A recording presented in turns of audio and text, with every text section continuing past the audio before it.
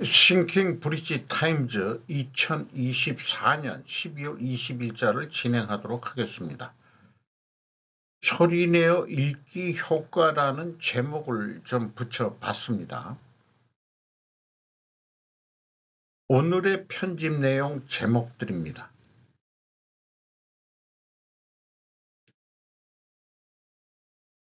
중정부 아무리 미뤄줘도 한 조선 따라올 자가 없다. 김남희 기자가 조선비지에서 12월 20일 06시에 보도한 내용입니다. 중에 신규 수주 밀린 한국조선 효율 경쟁력은 더 높아져라는 소제목으로 미국의 도널드 트럼프 2기 정부 출범도 한국조선업엔 기회로 꼽힌다.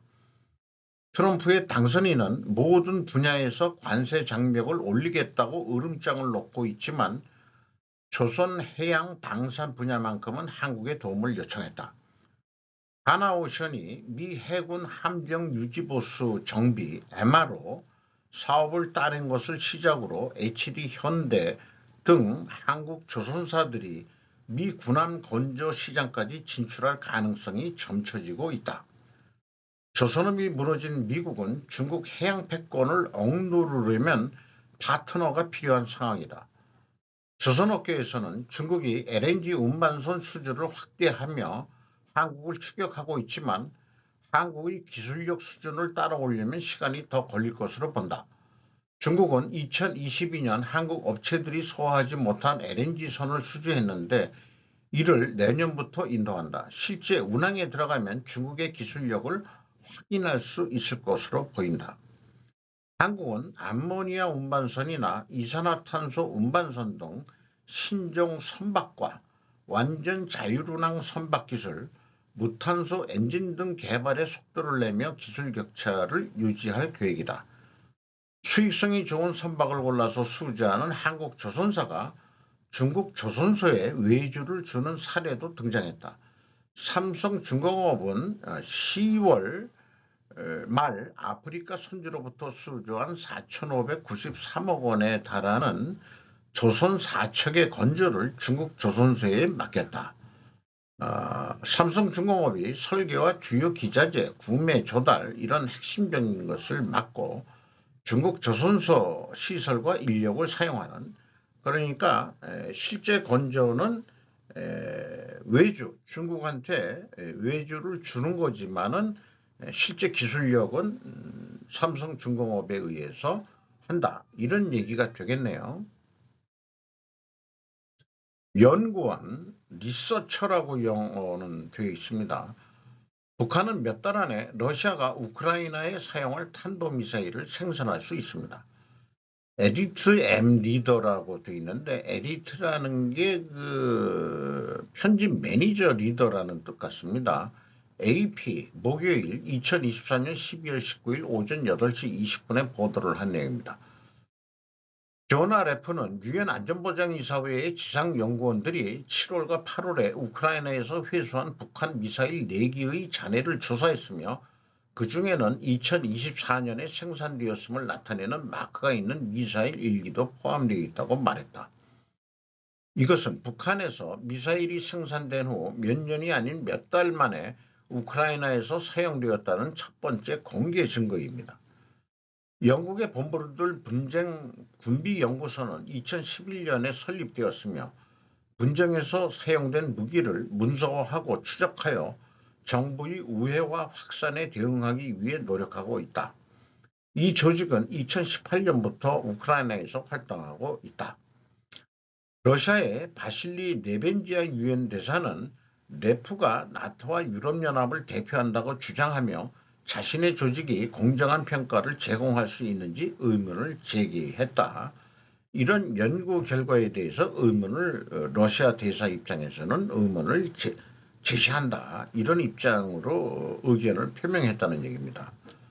토머스 그린필드는 러시아와 북한이 수많은 의회 결의안을 뻔뻔스럽게 위반하며 불법 무기 이전과 훈련에 참여하고 있다고 공격을 했습니다. 여기에 북한의 유엔대사 김성은 러시아와의 관계가 국제 평화와 안보에 긍정적인 기여를 하고 있으며 결코 비판의 대상이 없다고 될 수 없다고 주장했답니다. 이것은 유엔 총이사회에서 미국 대표가 좀 공격하는 그런 상황인데 그 흑인 여성이 대표로 되어 있네요.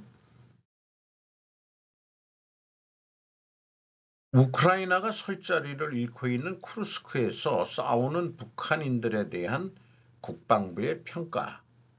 하워드 알터먼 워전 목요일 2024년 12월 19일 오전 2시 26분에 보도한 내용입니다. 국방부 관리들은 전장에서의 상황, 쿠르스크에서 북한군의 역할, 우크라이나에 대한 70억 달러에 가까운 자금이 바이든 행정부의 쇠퇴기에 어떻게 배분될 수 있는지에 대한 최신 평가를 제공했다. 우크라이나는 동부, 특히 주요 물류 허브인 포크롭스크 주변에서 입지를 잃고는 있지만 현재 분쟁 속도를 고려할 때 러시아가 도네츠크 지역 전체를 점령하는 데는 몇 년이 걸릴 수도 있다. 그렇다고 군 고위 관계자가 화요일 오후 워전과의 인터뷰에서 말했답니다. 한편 우크라이나는 러시아의 압력 증가와 북한 특수작전부대의 유입에도 불구하고 적어도 향후 몇 달 동안 쿠르스크를 두드러지게 유지할 수 있다고 관계자는 말했다. 한편 북서쪽으로 225마일 떨어진 곳에서 북한군은 우크라이나가 8월 침공에서 점령한 500제곱마일의 영토 쿠르스크 중 남은 영토를 점령하기 위해 직면한 압박을 가중시키고 있다. 국방부는 북한이 선호하는 조선민주주의인민공화국 약어를 사용하여 북한군으로부터 독립적인 기둥을 보고 있다고 고위 군 관계자는 말했다. 러시아 기동부대와도 많은 통합이 이루어지고 있다. 그들은 확실히 최전선에 있습니다. 그들은 사상자를 내고 있습니다. 오늘 오후 현재 파악된 최신 정보 바탕으로 부상으로부터 전투중 사망에 이르기까지 수백 명의 사상자가 발생한 것으로 보고 있습니다. 참전 북한군이 많이 지금 죽어나가고 있다. 이런 것을 우크라이나는 의견이 아니고 홍보를 하고 있는 거죠. 그래서 항복하고 내일은 남조선에서 우크라이나군 드론으로 북한군에게 투항 전단지 살포, 드론으로 사살도 하고 그러겠지만은 평화적인 입장에서 북한군한테 귀순해라라고 그렇게 말하자면은 선동한다고 할까요? 그렇게 지금 작업을 하고 있습니다. 한글로 오늘 항복하고 남조선에서의 내일을 맞이하라. 북한군인한테 이런 전단지를 지금 드론을 통해서 살포하고 있다는 얘기죠. 우크라이나 전장에 파견된 북한군이 생소한 드론 공격에 큰 피해를 입은 것으로 알려진 가운데 우크라이나군은 드론을 공격뿐만 아니라 북한군의 투항을 공고하는 전단지를 살포하는 데 이용하고 있는 것으로 나타났다. 19일 자유아시아방송은 친우크라이나 국제시민단체 인폼네이팜이 공개한 영상을 인용해 우크라이나군이 드론을 이용해 북한군의 투항 전단지를 살포하는 모습이 포착됐다고 전했다.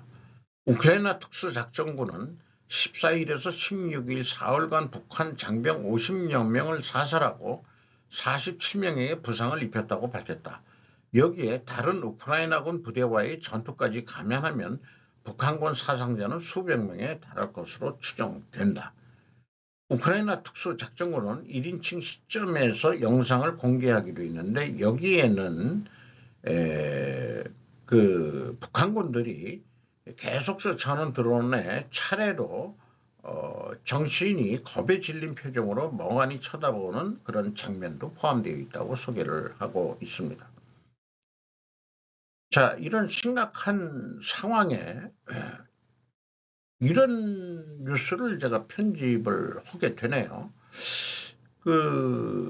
네이버 뉴스에 왜 이런 것들이 맨 앞에 나오도록 그렇게 좀 하는지 생각해 볼 게 좀 많은데요.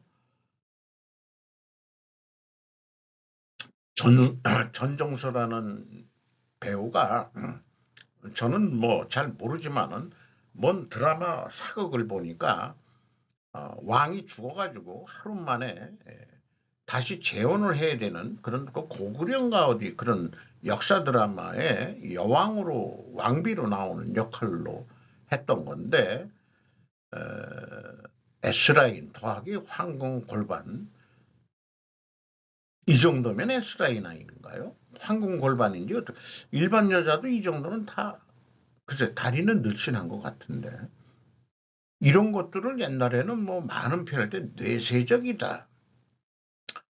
다른 뉴스로는 이게 오센 김예솔 기자가 12월 19일 5시 55분 새벽에 이런 보도를 냈고 그리고 요거는 어디냐 전정서 밀착 원피스로 뽐낸 골반 라인 퇴폐미까지 12월 19일 오전 8시 12분이네요. 요 오센이라는 데는 05시에 했고 근데 뭔가 같은 엘리베이터도 아니고 유리가 있는 데서 이렇게 또 보이고 뭐 이런 게 왜 전면에 뉴스를 내는지 하도 한국 요즘 뉴스들이 시끄러운 그런 거니까 이런 거를 뉴스 전면에 띄우는 모양입니다. 의도성이 있는 것 같은 그런 느낌 같은 느낌이 들어오네요. 거기다가 이런 뉴스도 있습니다. 뉴진스로 독자 활동 나선 뉴진스 논란. 투자금 이상 벌어주면 계약 해지 가능? 의문부호를 붙이면서 장우정 기자가 조선비지에서 12월 19일 12시에 보도한 내용입니다. 5명으로 구성이 되어 있는데 보교 잡지에 겉표진 것 같습니다. 어도 유일한 아티스트 뉴진스 해약 해지 일방 선언 후 독자 활동 진즈 포프리 SNS 개설에 팬들과 직접 소통 광고 계약도 셀프 추진 대출 아닌 투자 아티스트 계약 해지 원하면 위약금 내야 이런 제목인데 최근 유명 걸그룹 뉴진스가 소속사인 오도와를 상대로 전속계약을 해지하겠다고 선언했다. 그러면서 이미 투자금을 초과하는 이익을 오도와 하이브에 돌려주었다고 했다. 아티스트가 투자금 이상의 이익을 내주었다면 이같이 일방적으로 전속계약을 해지하고 독립활동을 하는 게 정당화될 수 있을까?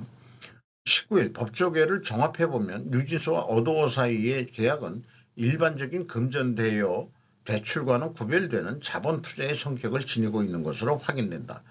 대여는 원금을 상환하여 정기적으로 일정한 이자를 받는 조건인 반면 투자 계약은 원금 손실 위험을 감내하는 계약이다. 그래서 투자 수익이 발생할지 얼마나 수익이 날지 온전히 이 뉴진스의 실적에 달린 것이기 때문에 그동안에 돈을 벌어줬든 뭐든 이게 전속계약을 자기네들이 해지하게 했다고 발언한다고 해서 되는 게 아니고 계약 기간이라는 게 끝나야 되는 거 아닌가 그런 그런 뉴스이기도 하네요. 트럼프 머스크 정부 셧다운 위협 비용은 당한 것 같습니다. 아리 나터 블룸버그에서 목요일 2014년 12월 19일 오후 7시 22분에 보도를 했습니다. 도널드 트럼프 대통령 당선인의 핵심 고문이자 새 행정부의 비용 절감 운동을 설계한 앨런 머스크는 낭비라고 판단되는 임시 지출 법안에 반대하는 캠페인을 벌이면서 셧다운을 촉구하고 있다. 머스크는 수요일 자신의 소셜미디어 플랫폼 X를 통해 트럼프가 취임하는 1월 20일까지 정부를 폐쇄하자는 제안에 예라고 대답했습니다. 다른 게시물에서 그는 셧다운과 같은 조치를 끔찍한 법안을 통과시키는 것보다 훨씬 낫다라고 선언했다. 셧다운 후 정부를 재개하는 데에도 비용이 듭니다. 상설조사위원회가 작성한 상원 보고서에 따르면 재무부 직원들이 폐쇄 후 운영을 재개하는데 소요되는 시간은 각각 1,100만 달러에서 1,200만 달러 사이다. 셧다운 기간 동안 손실을 입은 것은 연방정부뿐만이 아닙니다. 의회 예산국에 따르면 2019년 회계연도와 의 셧다운으로 인해 다음 두 분기 동안 국내 총생산이 총 110억 달러 감소했으며 그중 30억 달러는 회수되지 않을 것이라고 한다. 연방정부를 폐쇄해야 한다고 주장하는 사람들은 의도하지 않은 모든 결과를 생각해 본 적이 없다고 생각합니다라고 현재 초당파 정책센터의 상원 전 공화당 예산국장인 빌 호글랜드는 말합니다. 사람들에게 확실히 영향을 미칩니다. 무턱대고 낭비라고 해서 연방정부를 셧다운한다는 게 좀 무리한 얘기 아니냐, 이런 뉴스의 취지로 보입니다. 시리아의 결과 이스라엘의 기회다. 피터 자이안 뉴스레터 일주일 후에 공개되는 그런 뉴스레터가 되겠습니다. 이스라엘의 지역 전략은 개혁되어야 하지만 이러한 상황을 활용할 기회가 있다. 이스라엘의 국가 지위에 대한 실질적인 위협은 현재 없다.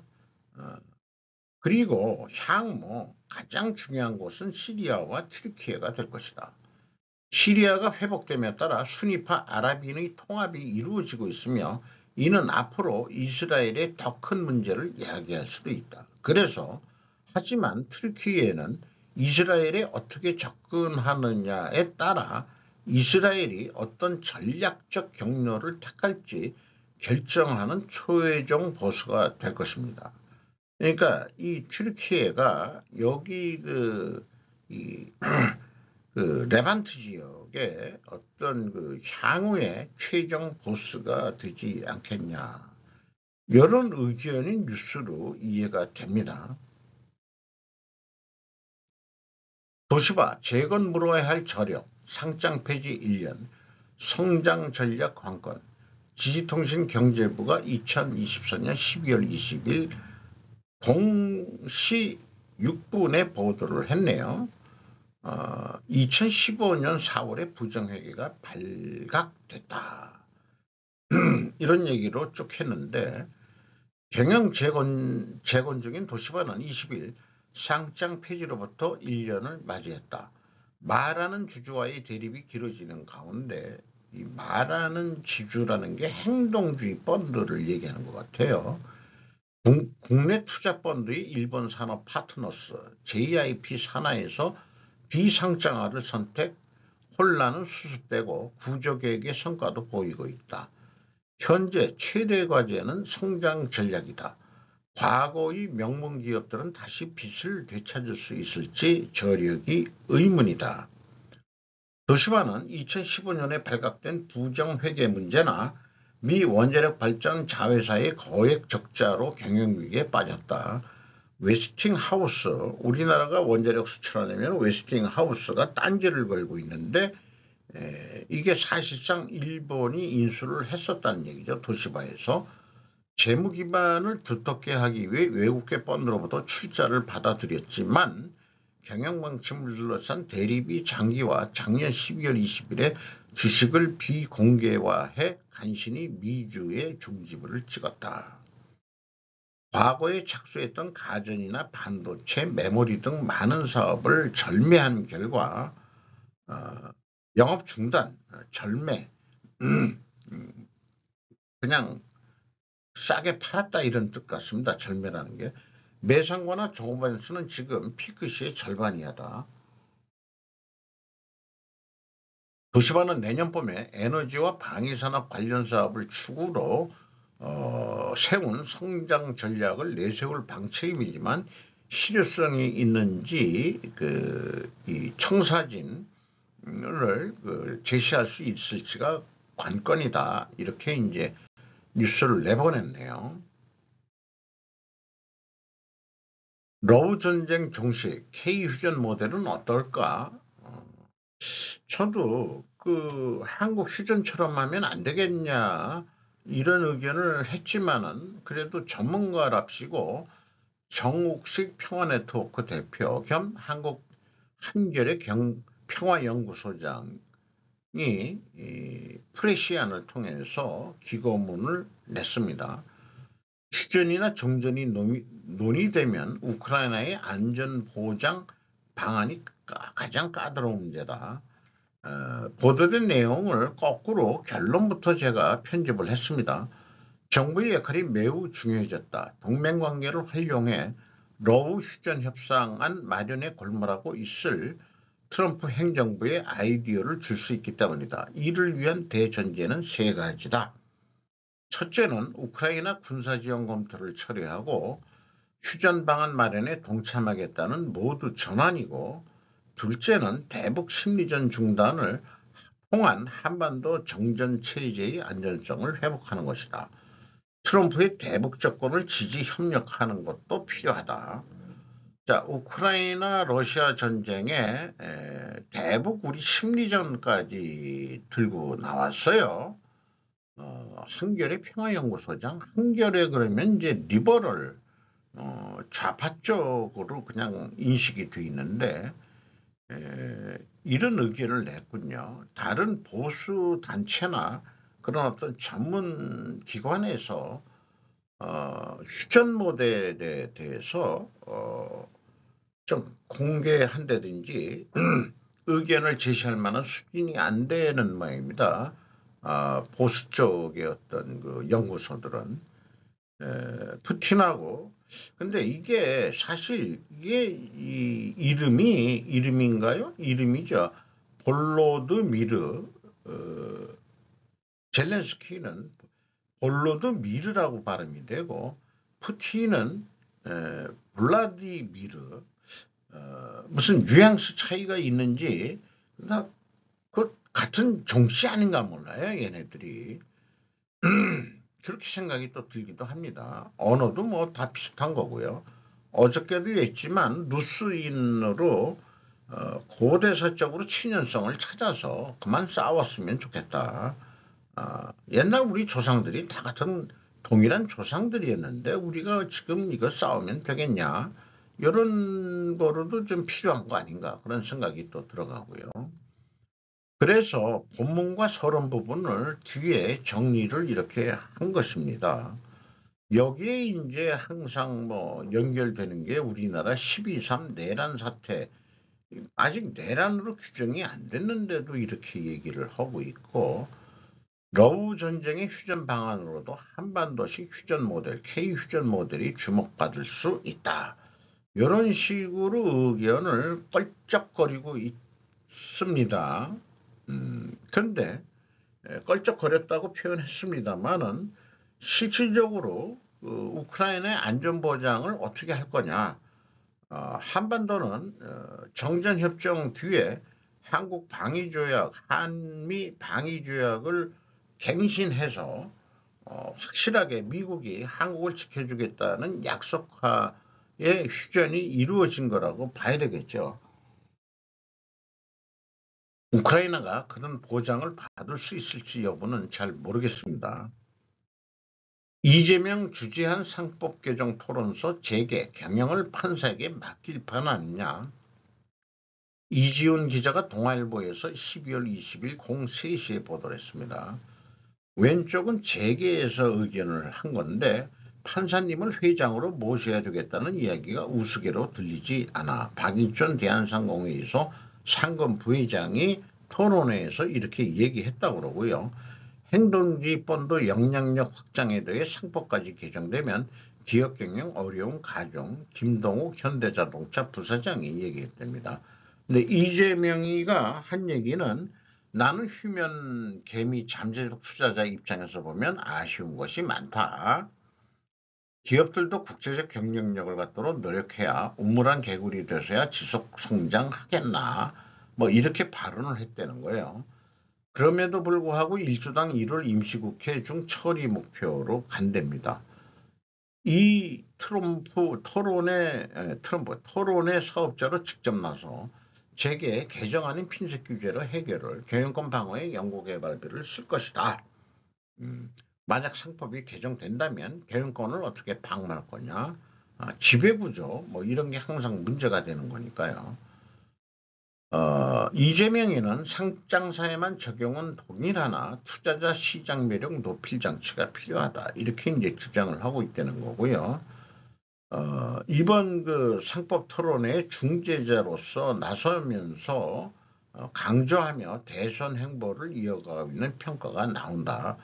이것도 나중에 아니고 지금 빨리 자기가 대선 주자로서 행보 아니냐, 이런 그 상법 개정 토론회에 자기가 사회자로 나선다는 게 이런 견해인 것 같습니다.